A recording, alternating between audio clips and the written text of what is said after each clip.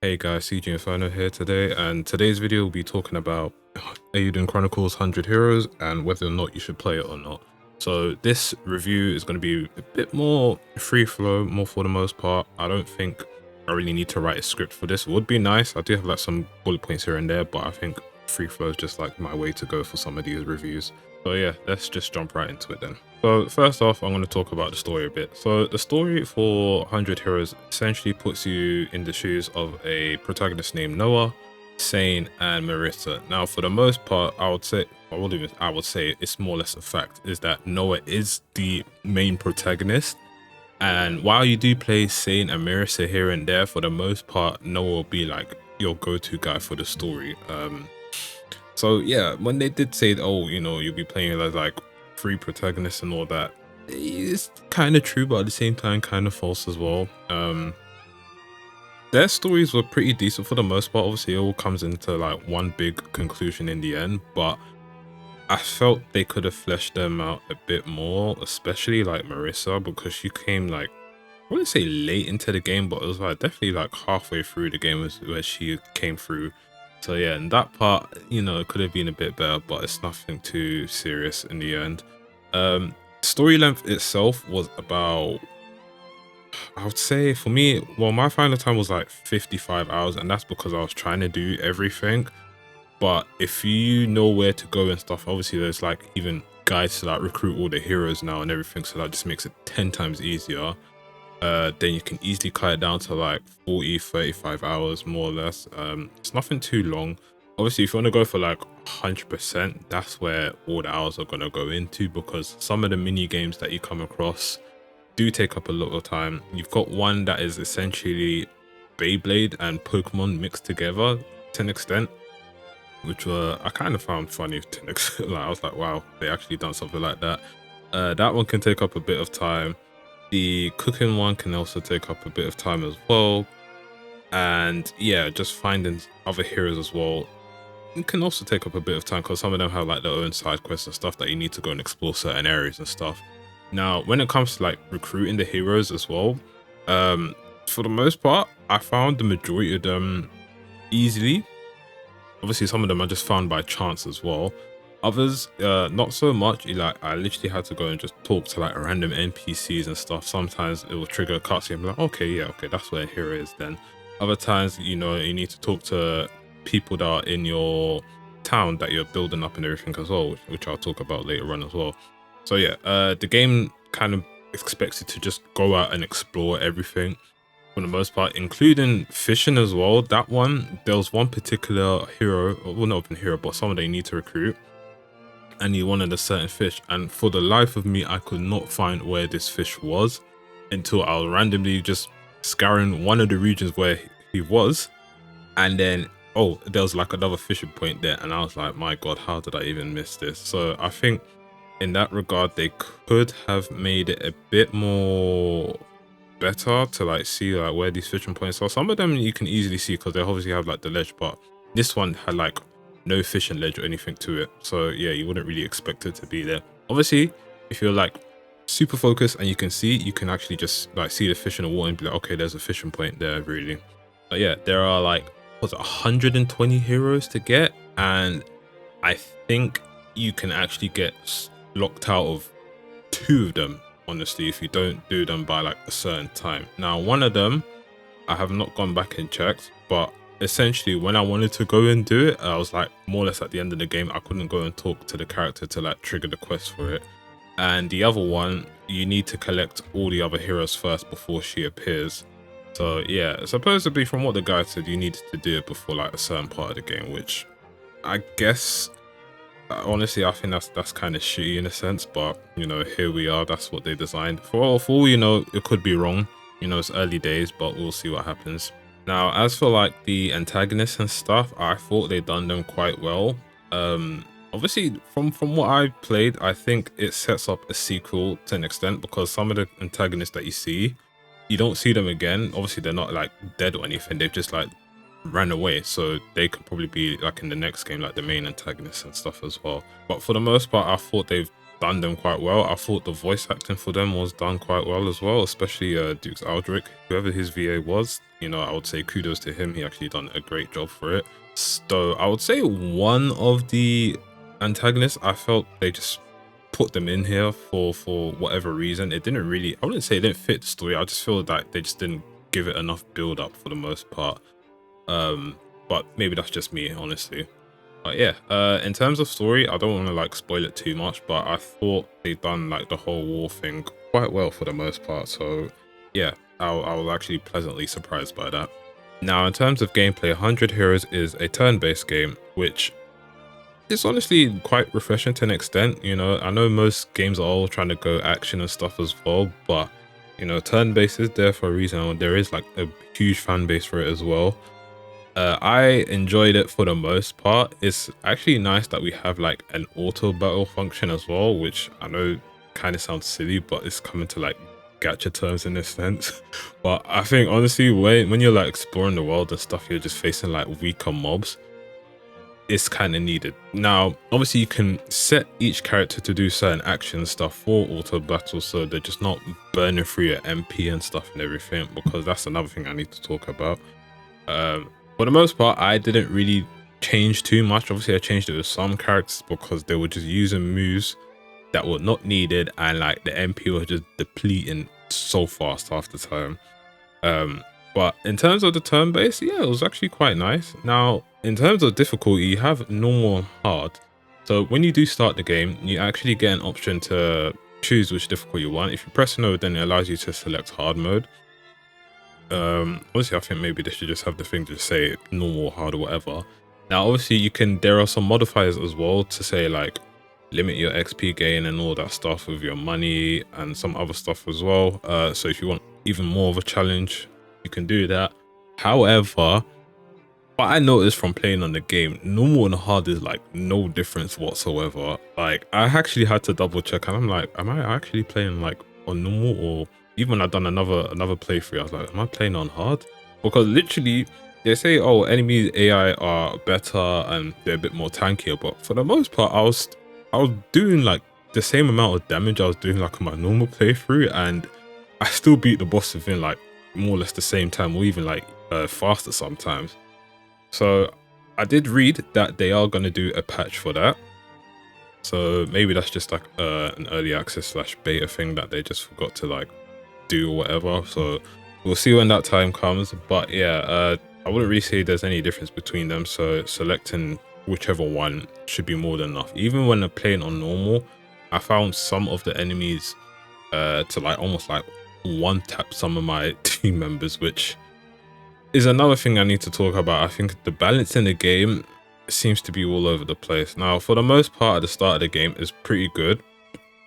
But then when you actually go to the rune barrows and face one guardian, or it's not even one guardian, it's basically two in one boss, more or less. Yeah, that boss actually like fucked me over real good. And I was thinking, holy shit, am I doing something wrong? Because the amount of damage they were doing was absolutely nuts. Obviously I still managed to more or less power through it, but yeah, I feel certain bosses, you know, they definitely need to be tweaked. Obviously not like super nerfed or anything, but definitely need to like have a double check on it for the most part. Though when it comes to JRPG games, we all know when you reach like midpoint, that is where you can just essentially start to nuke stuff to oblivion, more or less. However, my playthrough, I did not like, I thought MP was like very scarce in terms of items, but I did not know that in one of the towns they actually sell it, and like it was a good one as well. So essentially I went through the game just using the MP items that I found through treasure chest and like enemies dropped and stuff, and basically at the end of the game I saw that the shop had it, and I just like wanted to like just crawl up in a hole and die, because it would have made it so much easier. Obviously I guess in the sense it was like a challenge run to an extent, but yeah, I was like, wow, how the hell did I miss that? But yeah, MP is a slight problem for the most part. I feel like some of the moves require way too much MP, and like most of your team or like mages and stuff that you find, their MPs are not that great. Obviously you can have equipment to boost it, you have runes to boost it as well, but there's nothing to say like half the MP cost and anything, which I think would have been good, because when you're going to like later bosses, you need to use some of these moves to like deal damage, and you can only use them like say 3-4 times at best, and then it's like, okay, I need to go and use like MP items to go and use them again. But yeah, that is all I have to say for gameplay. I feel in that regard I would say they missed the mark for some parts. Other parts they got it right, but some parts, yeah, they definitely need to go and like recheck it, honestly. Now, the world building in 100 Heroes is similar to Rising if you play that. So essentially, you'll reach a point where you go to like a new town. I wouldn't say a new town, but basically an abandoned castle, where that is where you're going to build up your new town. So obviously, you need to go and recruit heroes. You need to go and collect items. And once you get all of that, you can start building even more stuff as well, and making it easier to yield more items and everything as well. You can build a theater, you can build a cooking area. Basically a lot of stuff that you can do in this whole world building thing. It's definitely a lot more than Rising from what I remember. Obviously Rising was like a small scale compared to this, so it's kind of to be expected, but I did manage to max it out for the most part. I think I was missing like 1 or 2 stuff for the theater, and them ones you actually need to like go to towns and buy like the play scripts for it as well, so it's nothing like too serious or anything. But yeah, I did manage to max it out. Well, I'd say 90% more or less. It's quite good, and it actually helps quite a bit, especially like with some of the wall segments that you need to do in the game. So there is an NPC that you can recruit that will help your team when it comes to like the wall segments. It definitely made it easier in the end for me, though honestly I don't think it was needed too much, but you know, you can never be too safe with these stuff. And then you also have the blacksmith as well, which can also help increase your weapon strength and all that as well. The max level for that is 15. So yeah, the items they actually need to like level up that particular one as well is it's not hard. It's that you just need to spend a lot of time gathering other people and stuff, and then sending them out to like expeditions and stuff as well to get the items. So it's not a thing where you can essentially like brute force the game and then be done with it. I mean, you probably can to an extent, but yeah, you're gonna struggle quite a bit, especially if you're not like getting certain heroes and stuff, because some of the heroes are like stupidly powerful to the point I feel like they just didn't really test them that much. But yeah, the world building was a nice feature to add into it. You know, you got a lot of stuff to do within it. It allows you to just sink in a lot of hours to do as well. So if they do another game, I kind of do hope that you get to keep all of this stuff again, because if you need to do it all over again, I will not lie, I'll be kind of pissed off. But you know, knowing these guys, you probably have to do it again anyway. Now, before we wrap this up, we need to talk about the localization. Now, when it comes to JRPG games in particular, we all know localization is probably like one of the biggest elephants in the room. And in this game, it's kind of like that as well, which is sad to say. You know, it's nothing too bad. Like me, I don't really go into this stuff like very detailed and like just, you know, nitpick and everything. I know some people do that already, but even me, I could see that, you know, there are some parts of the game that were localized, and I'm like, I'm pretty sure they're not saying that in JP. So I was like, let me go and load it. And then, yeah, they're just completely saying something, not been like super something different, but like the context is just a lot different. So I don't know why this seems to be a thing all the time, but I do feel like localizers need to just like start respecting the source material. You know, obviously if these games are just made by like the localizers team and all that by themselves, fine, whatever, but you have the main source material there. Like, I know translating from JP to English is not always going to be 100%, but sometimes the way they change it is like there's no need for it, you know. So if they are reading or even listening to this, you know, please just try and respect it a bit more. I know it's a bit of a hot topic, sensitive topic as well, but for the most part you can go through the game and you won't find too much of a difference, especially if you're just playing in English and all that. But for someone that understands Japanese to an extent, obviously it's not that great, but I can get by. you can pick up on these differences quite easily. But yeah, that is my thoughts on the localization. I don't want to go too much into it, but yeah, it's good enough, but it's not, you know, super superb or anything. Obviously, there are like worse games out there that had like terrible localization, but yeah, that's just another story for another day. But yeah, for the most part, you can go through the game, but if you do understand both languages, you're definitely going to see the differences and be like, why did they change half of this stuff? Now, with all that said and done, I did enjoy my time playing through 100 Heroes. I definitely feel like they've captured what they wanted to make out of the game. Obviously, been in the works for like a very long time now. So it's good to see it's actually come out. Obviously, there are stuff that needs to be addressed, fixed in terms of like gameplay, balance and all that. Localization can be edited here and there maybe. So at the end of the game, like the final deal, there were some parts of the text that was not lining up with like the voice acting as well, so they actually need to change that as well. But yeah, for the most part, I enjoyed the game. I definitely feel they've done a good job for the most part. I'd probably give the game a 7 out of 10 for that, for all the points I've pointed out.